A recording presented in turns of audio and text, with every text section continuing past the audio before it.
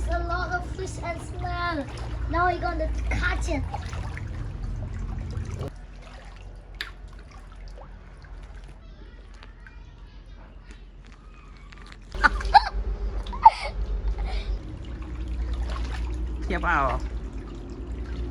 Wow, it's a lot of fish and smell.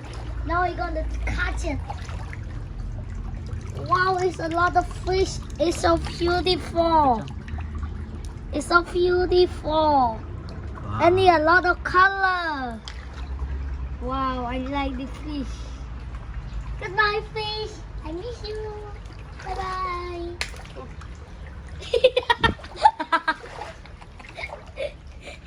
Chờ nè, chắp em non tiền mà thấy mà cho vào nhỉ, chắp bên định mà nhé, chắp mà gì đó, để chắp thời mà chắp vào phim, đang mới mua giờ là ở, Cái đông chài. chắp á, Wow, it's a lot of fish. And he like color. Wow, it's a lot of fish. bà hai nhìn mà, xong bà hai nhìn mà tù, không chật gì.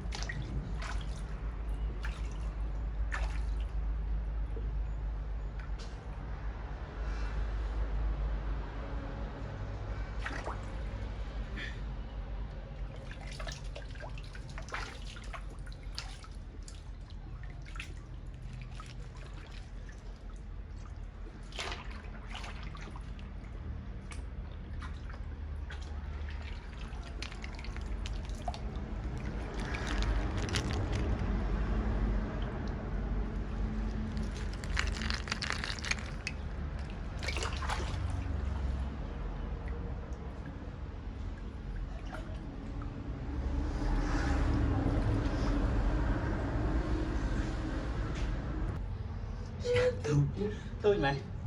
Hả? Tôi mày. Nằm cái chén này. Này chạp trẻ tù. Mà phụ bà hai bẹp cái chạm trẻ. Máu. Lên đó. Lên.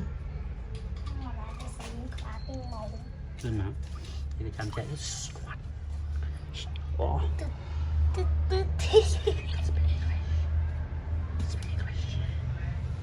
Mình hai ghế. Tay.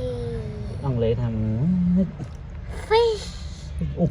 Oh. A lot of fish. Tentu.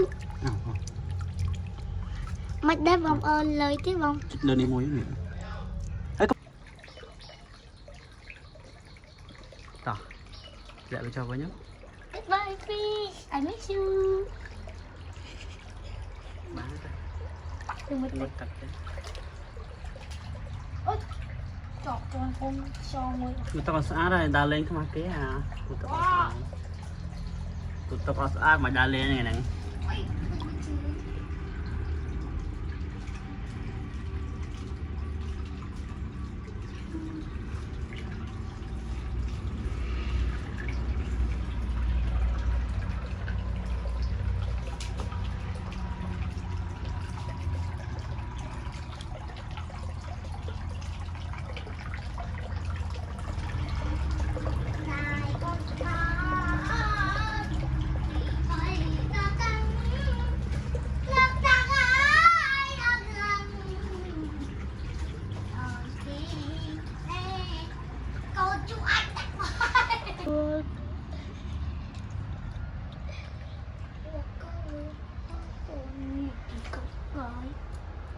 It's awesome.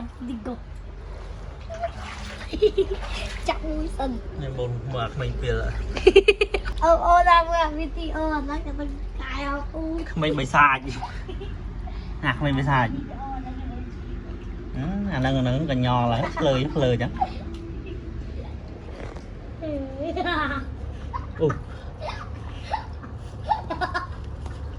tôi cầm một tôi cầm một cái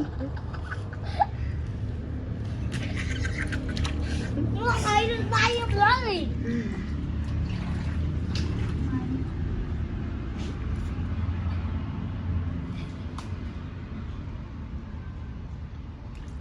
Cô thấy ít muốn tung chỗ à?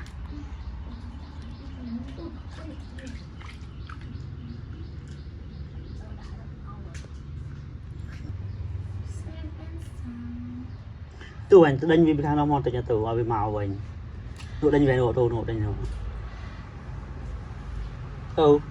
Hả? anh châu tôi đánh nụ máu ai bị hột mà nét phụ thọt thầy Mà lấy nụ. tao lướt á Nè. đánh nụ à kiên chiang này đánh chắp với tích máu cũng đánh lươn về chứ ngọt bài đó